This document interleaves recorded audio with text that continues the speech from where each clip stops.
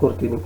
ಇವತ್ತು ವಿಜ್ಞಾನದಲ್ಲಿ ಎರಡನೆಯ ಭಾಗದಲ್ಲಿ ಮುಂದುವರಿದು ಅನುವಂಶೀಯತೆ ಮತ್ತು ಜೀವ ವಿಕಾಸ ಅಂತಕ್ಕಂಥ ಪಾಠದ ಮೇಲೆ ಒಟ್ಟು 40 ಬಹು ಆಯ್ಕೆ ಪ್ರಶ್ನೆಗಳನ್ನು ನೋಡೋಣ.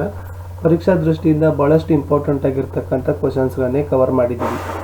ಸೊ ಇಲ್ಲಿಯವರೆಗೆ ಆಗಿರ್ತಕ್ಕಂಥ ಪಾಠಗಳ ಒಂದು ವಿಡಿಯೋಗಳನ್ನು ನೋಡದಿದ್ರೆ ಮೇಲೆ ಐ ಕಾರ್ಡಲ್ಲಿ SSLC ಸೈನ್ಸ್ MCQ ಅಂತ ಸಜೆಸ್ಟ್ ಆಗ್ತಾ ಇದೆ, ಅದನ್ನು ಒತ್ತಿ ನೋಡ್ಬೋದು.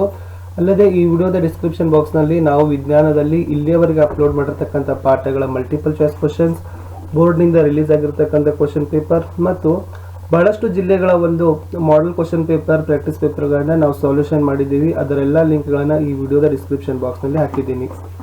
ಹೊಸಬರಾಗಿದ್ದರೆ ದಯಮಾಡಿ ನಮ್ಮ ಚಾನಲ್ ಆಗಿರ್ತಕ್ಕಂಥ ಸ್ಟಡಿ ವಿತ್ ಪರಶುರಾಮ್ ಮತ್ತು ಸ್ಮಾರ್ಟ್ ವರ್ಕ್ಗಳನ್ನು ಸಬ್ಸ್ಕ್ರೈಬ್ ಮಾಡಿ ಹಾಗೂ ಬೆಲ್ ಐಕಾನನ್ನು ಒತ್ತಿ ತಾವುಗಳು ನಮ್ಮ ಟೆಲಿಗ್ರಾಮ್ ಗ್ರೂಪ್ಗೆ ಬಂದು ಸೇರಿಕೊಳ್ಳಿ ಅಂತ ಹೇಳ್ತಾ, ಇವತ್ತು ಅನುವಂಶೀಯತೆ ಮತ್ತು ಜೀವ ವಿಕಾಸ ಅಂತಕ್ಕಂಥ ಪಾಠದ ಮೇಲೆ ಒಟ್ಟು 40 ಬಹು ಆಯ್ಕೆ ಪ್ರಶ್ನೆಗಳನ್ನು ನೋಡೋಣ. ಪ್ರಶ್ನೆ 1, ಆಧುನಿಕ ತಳಿಶಾಸ್ತ್ರದ ಪಿತಾಮಹ ಮೆಂಡಲ್ಯೂ, ಗ್ರೆಗರ್ ಮೆಂಡಲ್, ಲೇಮಾರ್ಕ್, ಚಾರ್ಲ್ಸ್ ಡಾರ್ವಿನ್. ನೋಡಿ, ಆಧುನಿಕ ತಳಿಶಾಸ್ತ್ರದ ಪಿತಾಮಹ ಗ್ರೆಗರ್ ಮೆಂಡಲ್ ಅಂತಕ್ಕಂಥದ್ದು ಸರಿ ಉತ್ತರ. ಪ್ರಶ್ನೆ 2, ಒಂದು ನಿರ್ದಿಷ್ಟ ಲಕ್ಷಣಕ್ಕೆ ಸಂಬಂಧಿಸಿದಂತೆ ವಿಭಿನ್ನವಾದ 2 ರೂಪಗಳನ್ನು ತೋರಿಸುವ ಸಸ್ಯಗಳಿಗೆ ಸಂಕರಿಸತಕ್ಕಂಥ ಕ್ರಿಯೆಗೆ ಏನಂತ ಕರೀತಾರೆ? ಏಕತಳೀಕರಣ, ದ್ವಿತಳೀಕರಣ, ಮಿಶ್ರ ತಳೀಕರಣ, ಎಲ್ಲವೂ ಸರಿ. ಸರಿ ಉತ್ತರ ಏಕತಳೀಕರಣ. 3, ಮೆಂಡಲ್ ರವರು ತಮ್ಮ ಪ್ರಯೋಗಕ್ಕೆ ಬಳಸಿಕೊಂಡ ಸಸ್ಯ ಯಾವುದು? ಗುಲಾಬಿ, ಬಟಾಣಿ, ದಾಸವಾಳ, ಸೂರ್ಯಕಾಂತಿ. ಸರಿ ಉತ್ತರ ಬಟಾಣಿ ಸಸ್ಯ. ಪ್ರಶ್ನೆ 4, ಮೆಂಡಲ್ ರವರು ನಡೆಸಿದ ಏಕತಳೀಕರಣ ಪ್ರಯೋಗದಲ್ಲಿ ಎತ್ತರ ಮತ್ತು ಗಿಡ್ಡ ಸಸ್ಯಗಳ ವ್ಯಕ್ತರೂಪ ಅನುಪಾತ ಎಷ್ಟು? 2:1, 9:3:3:1, 3:1, 1:1. ಸರಿ ಉತ್ತರ 3:1. 5, ಬಟಾಣಿ ಸಸ್ಯಗಳಲ್ಲಿ ಒಂದು ಶುದ್ಧ ಎತ್ತರ TT ಸಸ್ಯವನ್ನು ಒಂದು ಶುದ್ಧ ಗಿಡ್ಡ TT ಸಸ್ಯದೊಂದಿಗೆ ಅಡ್ಡ ಹಾಯಿಸಿದಾಗ F2 ಪೀಳಿಗೆಯಲ್ಲಿ ಶುದ್ಧ ಎತ್ತರ ಸಸ್ಯ ಶುದ್ಧ ಗಿಡಗಳ ಅನುಪಾತ ಎಷ್ಟಿರುತ್ತೆ? 1:3, 3:1, 1:1, 2:1. ಸರಿ ಉತ್ತರ 1:1. ಪ್ರಭೇದೀಕರಣವು ಯಾವಾಗ ಉಂಟಾಗುತ್ತದೆ? ಜೀವಿಗಳು ಭೌಗೋಳಿಕವಾಗಿ ಪ್ರತ್ಯೇಕವಾದಾಗ, ಜೀವಿಗಳು ನಿಸರ್ಗದ ಆಯ್ಕೆಗೆ ಒಳಪಟ್ಟಾಗ, ಜೀವಿಗಳ DNA ನಲ್ಲಿ ಬದಲಾವಣೆಯಾದಾಗ, ಮೇಲಿನ ಎಲ್ಲವು. ಸರಿ ಉತ್ತರ ಇತ್ತು ಮೇಲಿನ ಎಲ್ಲವು. 7, ಪೂರ್ವಜರಿಂದ ಸಾಮ್ಯತೆಗೆ ಕಾರಣವಾಗುವ ಹಲವು ಗುಣಗಳು ತಮ್ಮ ಮುಂದಿನ ಪೀಳಿಗೆಗೆ ವರ್ಗಾವಣೆಯಾಗುವುದಕ್ಕೆ ಏನಂತಾರೆ? DNA ಸ್ವಪ್ರತೀಕರಣ, ಉತ್ಪರಿವರ್ತನೆ, ವರ್ಗಾವಣೆ, ಅನುವಂಶೀಯತೆ. ಅದನ್ನು ಅನುವಂಶೀಯತೆ ಅಂತ ಕರಿತೀವಿ. ಒಂದು ನಿರ್ದಿಷ್ಟ ಲಕ್ಷಣಕ್ಕೆ ಸಂಬಂಧಿಸಿದಂತೆ ವಿಭಿನ್ನವಾದ 2 ರೂಪಗಳನ್ನು ತೋರಿಸತಕ್ಕಂಥ ಸಸ್ಯಗಳನ್ನು ಸಂಕರಿಸುವ ಕ್ರಿಯೆಗೆ ಏನಂತ ಕರೀತಾರೆ? ಏಕತಳೀಕರಣ, ದ್ವಿತಳೀಕರಣ, ಮಿಶ್ರ ತಳೀಕರಣ, ಎಲ್ಲವೂ ಸರಿ.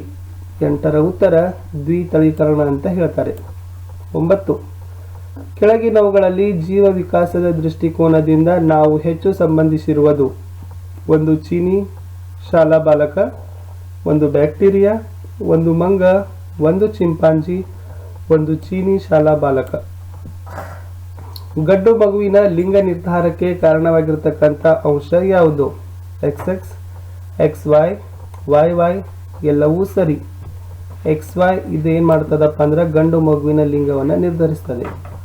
ಪ್ರಶ್ನೆ 11, ಎತ್ತರವಾದ ಬಟಾಣಿ ಸಸ್ಯವನ್ನ ಗಿಡ್ಡ ಬಟಾಣಿ ಸಸ್ಯದೊಂದಿಗೆ ಅಡ್ಡ ಹಾಯಿಸಿದಾಗ ಉತ್ಪತ್ತಿಯಾದ ಬೀಜಗಳಿಂದ ಪಡೆದ ಸಸ್ಯಗಳೆಲ್ಲವೂ ಎತ್ತರವಾಗಿರಲು ಕಾರಣ ಏನು? ಎತ್ತರ ಗುಣ ಪ್ರಬಲವಾಗಿದೆ, ಗಿಡ್ಡ ಗುಣ ಪ್ರಬಲವಾಗಿದೆ, ಎತ್ತರ ಅಪ್ರಬಲ, ಎತ್ತರ T ಅಥವಾ T ಅಂಶವಾಹಿಗಳಿಂದ ನಿರ್ಧರಿಸಲ್ಪಡದೇ ಇರುವುದು. ಸರಿ ಉತ್ತರ ಇತ್ತು ಎತ್ತರದ ಗುಣ ಪ್ರಬಲವಾಗಿರೋದು.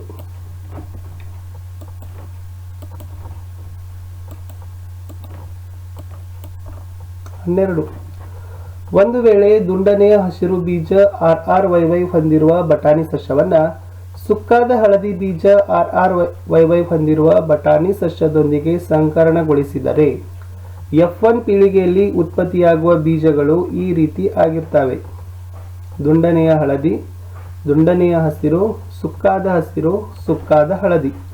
12ರ ಉತ್ತರ ದುಂಡನೆಯ ಹಳದಿ. 13. ಈ ಕೆಳಗಿನ ಯಾವ ಅನುವಂಶೀಯ ವಿನ್ಯಾಸವು ಮನುಷ್ಯರಲ್ಲಿ ಗಂಡು ಲಿಂಗವನ್ನು ನಿರ್ಧರಿಸುತ್ತದೆ? XX, XY, YX, YXY. So 13ರ ಸರಿಯಾಗಿರ್ತಕ್ಕಂಥ ಉತ್ತರ XY. 14. ಓರ್ವ ತಾಯಿಗೆ ಗಂಡು ಮಗುವಿನ ಜನನವಾಗಬೇಕಾದರೆ ಈ ಕೆಳಗಿನವುಗಳಲ್ಲಿ ಯಾವ ವರ್ಣತಂತುಗಳು ನಿರ್ಣಾಯಕ? ತಂದೆಯ ವರ್ಣತಂತುಗಳು, ತಾಯಿಯ ವರ್ಣತಂತುಗಳು, ಪೂರ್ವಜರ ವರ್ಣತಂತುಗಳು ಯಾವುದೂ ಅಲ್ಲ. ಸೊ ಮುಖ್ಯವಾಗಿ ತಂದೆಯ ವರ್ಣತಂತುಗಳು. 15. ಅಳಿದು ಹೋದ ಜೀವಿಗಳ ಅವಶೇಷಗಳನ್ನು ಏನಂತ ಕರೀತಾರೆ? ಪಳೆಯುಳಿಕೆಗಳು, ಕಾಲನಿರ್ಣಯ, ಕಾರ್ಯಾನುರೂಪಿ ಅಂಗಗಳು, ರಚನಾನುರೂಪಿ ಅಂಗಗಳು. ಅವುಗಳನ್ನು ಪಳೆಯುಳಿಕೆಗಳು ಅಂತ ಕರೀತಾರೆ. 16. ಈ ಕೆಳಗಿನ ಯಾವ ಗುಣಗಳನ್ನು ವ್ಯಕ್ತಿಯು ತನ್ನ ಜೀವಿತಾವಧಿಯಲ್ಲಿ ಬೆಳೆಸಿಕೊಂಡ ಅನುಭವಗಳ ಗುಣಲಕ್ಷಣ ಆಗಿದೆ? ಪ್ರಬಲ ಗುಣಲಕ್ಷಣ, ಅನುವಂಶೀಯ ಗುಣಗಳು, ಗಳಿಸಿದ ಗುಣಗಳು, ಅಪ್ರಬಲ ಗುಣ. ಸರಿ ಉತ್ತರ ಇತ್ತು ಗಳಿಸಿದ ಗುಣಗಳು. 17. ಈ ಕೆಳಗಿನ ಯಾವ ತರಕಾರಿಯ ಕಾಡು ಎಲೆಕೋಸು ಸಸ್ಯದಿಂದ ಅಭಿವೃದ್ಧಿಗೊಂಡಿಲ್ಲ? ಬ್ರೊಕೊಲಿ, ಕೆಂಪು ಕೋಸು, ಆಲೂಗಡ್ಡೆ, ಹೂಕೋಸು. ಸರಿ ಉತ್ತರ ಆಲೂಗಡ್ಡೆ. 18. ತಂದೆ ತಾಯಿಗಳಿಂದ ಮಕ್ಕಳಿಗೆ ಗುಣಲಕ್ಷಣಗಳು ವರ್ಗಾವಣೆಯಾಗುವುದಕ್ಕೆ ಏನಂತ ಕರೀತಾರೆ? ಭಿನ್ನತೆ, ಸಂಕರಣ, ಜೀನ್ ಪರಿವರ್ತನೆ, ಅನುವಂಶೀಯತೆ. ಅದರ ಸರಿ ಉತ್ತರ ಅನುವಂಶೀಯತೆ. ಲಿಂಗಾಣುಗಳನ್ನು ಎನ್ ಅಂತ ಕರೆದ್ರೆ ಯುಗ್ಮಜಗಳನ್ನು ಏನಂತ ಕರೀತಾರೆ? N, 2N, 3N, 4N. So ಅದನ್ನು 2N ಅಂತ ಕರೀತಾರೆ. ಒಂದು ಜೀವಿಯಲ್ಲಿನ ಗುಣಲಕ್ಷಣಗಳು ಪ್ರಭಾವಿಸುವುದು ಯಾವುದರ ಮೇಲೆ? ತಂದೆಯ DNA, ತಾಯಿಯ DNA. ತಂದೆ ಮತ್ತು ತಾಯಿಯ DNA ಯಾವುದೂ ಅಲ್ಲ. ಸೊ ಸರಿ ಉತ್ತರ ತಂದೆ ಮತ್ತು ತಾಯಿಯ DNA. ಪ್ರಶ್ನೆ 21. ಕೋಶ ವಿಭಜನೆಯ ಸಂದರ್ಭದಲ್ಲಿ DNA ಅನ್ನು ತನ್ನನ್ನು ತಾನು ನಕಲು ಮಾಡಿಕೊಳ್ಳುವ ಕ್ರಿಯೆಗೆ ಏನಂತ ಕರೀತಾರೆ? ಪ್ರಭೇದೀಕರಣ, ಅನುವಂಶೀಯತೆ, ಸ್ವಪ್ರತೀಕರಣ, ದ್ವಿತಳೀಕರಣ. ಸರಿ ಉತ್ತರ ಸ್ವಪ್ರತೀಕರಣ ಅಂತ ಕರೀತಾರೆ. 22. ಅನುವಂಶೀಯ ನಿಯಮಗಳು ಈ ಕೆಳಗಿನ ಯಾರ ಕೊಡುಗೆಯಾಗಿದೆ? Aristotle, Darwin, Newton, Gregor Mendel. ಸರಿ ಉತ್ತರ ಗ್ರೆಗರ್ ಮೆಂಡಲ್. 23. ಲಭ್ಯ ಪುರಾವೆಯ ಪ್ರಕಾರ ಮಾನವನ ಉಗಮ ಸ್ಥಾನ ಯಾವುದು? ಆಫ್ರಿಕಾ ಖಂಡ, ಏಷ್ಯಾ ಖಂಡ, ಆಸ್ಟ್ರೇಲಿಯಾ ಖಂಡ, ಅಮೇರಿಕಾ ಖಂಡ. ಸರಿ ಉತ್ತರ ಆಫ್ರಿಕಾ ಖಂಡ. ಕಾಡು ಎಲೆಕೋಸಿನಿಂದ ವಿಕಾಸವಾಗಿರುವ ತರಕಾರಿ ಯಾವುದು? ಬಟಾಣಿ, ಬೀಟ್ರೂಟ್, ಬ್ರೊಕೊಲಿ, ಟೊಮೆಟೊ. 24ರ ಸರಿ ಉತ್ತರ ಇತ್ತು ಬ್ರೊಕೊಲಿ. 25. ಯುಗ್ಮಜದಲ್ಲಿ ಕಂಡುಬರುವ ಲಿಂಗ ವರ್ಣತಂತುಗಳ ಜೋಡಿ ಎಷ್ಟು? 2, 3, 1, 4. 25 C1 ಅಂತಕ್ಕಂಥದ್ದು ಸರಿ ಉತ್ತರ. 26. ಜೀವಿಗಳಲ್ಲಿ ಕಾಲನಿರ್ಣಯ, ಆಯಸ್ಸನ್ನು ಅಂದಾಜು ಮಾಡುವ ಇವುಗಳಲ್ಲಿ ಯಾವ ಧಾತುವನ್ನು ಬಳಸುತ್ತಾರೆ? ಗಂಧಕ, ಆಮ್ಲಜನಕ, ಕಾರ್ಬನ್, ಸಾರಜನಕ. ಸರಿ ಉತ್ತರ ಕಾರ್ಬನ್. 27. ಬಾವಲಿ ಮತ್ತು ಪಾರಿವಾಳಗಳ ರೆಕ್ಕೆಗಳು ಇವುಗಳಿಗೆ ಉದಾಹರಣೆಯಾಗಿವೆ?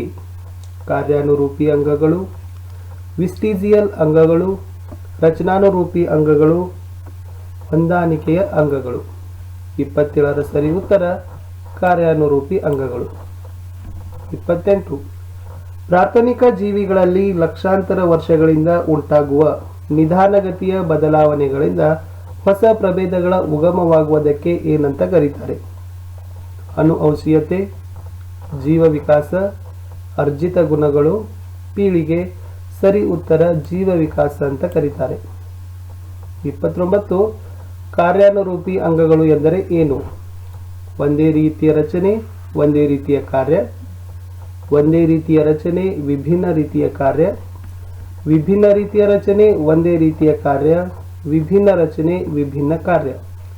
ಕಾರ್ಯಾನುರೂಪಿ ಅಂಗಗಳು ಅಂದರೆ ನೆನಪಿಟ್ಕೊಡ್ರಿ, ವಿಭಿನ್ನ ರಚನೆ, ಒಂದೇ ರೀತಿಯ ಕಾರ್ಯ. 30. ಸಮರೂಪಿ ಅಂಗಗಳಿಗೆ ಉದಾಹರಣೆಯನ್ನು ಕೊಡಿ. ನಮ್ಮ ತೋಳು ಮತ್ತು ನಾಯಿಯ ಮುಂಗಾಲು, ನಮ್ಮ ಹಲ್ಲುಗಳು ಮತ್ತು ಆನೆಯ ದಂತುಗಳು, ಆಲೂಗಡ್ಡೆ ಹುಲ್ಲಿನ ಉಪಕಾಂಡಗಳು, ಮೇಲಿನ ಎಲ್ಲವು. ಸೊ ಮೇಲಿನ ಎಲ್ಲವುಗಳು ಕೂಡ ಸಮರೂಪಿ ಅಂಗಗಳಿಗೆ ಉದಾಹರಣೆ. 31. ಈಗಾಗಲೇ ಇರುವ ಪ್ರಭೇದದಿಂದ ಹೊಸ ಒಂದು ಪ್ರಭೇದ ಉಗಮವಾಗುವ ಪ್ರಕ್ರಿಯೆಗೆ ಏನಂತ ಕರೀತಾರೆ? ನಿಸರ್ಗದ ಆಯ್ಕೆ, ಕೃತಕ ಆಯ್ಕೆ, ವಿಕಾಸ, ಪ್ರಭೇದೀಕರಣ. ಸರಿ ಉತ್ತರ ಪ್ರಭೇದೀಕರಣ. 32. ಇವುಗಳಲ್ಲಿ ಅನುವಂಶೀಯತೆಯ ಭಿನ್ನತೆಗಳಿಗೆ ಉದಾಹರಣೆ: ಇಬ್ಬರು ವ್ಯಕ್ತಿಗಳ ನಡುವಿನ ವಯಸ್ಸು, ಇಬ್ಬರು ವ್ಯಕ್ತಿಗಳ ವಯಸ್ಸಿನ ನಡುವಿನ ಅಂತರ, ಒಬ್ಬ ಸಸ್ಯಾಹಾರಿ ಮತ್ತೊಬ್ಬ ಮಾಂಸಾಹಾರಿ, ಒಬ್ಬ ವ್ಯಕ್ತಿಗೆ ಮಚ್ಚೆ ಇದೆ ಆದರೆ ಆತನ ಸ್ನೇಹಿತನಿಗಿಲ್ಲ, ಇಬ್ಬರ ಮಕ್ಕಳ ಕಣ್ಣಿನ ಬಣ್ಣದಲ್ಲಿನ ವ್ಯತ್ಯಾಸ, ಇಬ್ಬರು ಮಕ್ಕಳ ಕಣ್ಣಿನ ಬಣ್ಣದಲ್ಲಿನ ವ್ಯತ್ಯಾಸ. 33.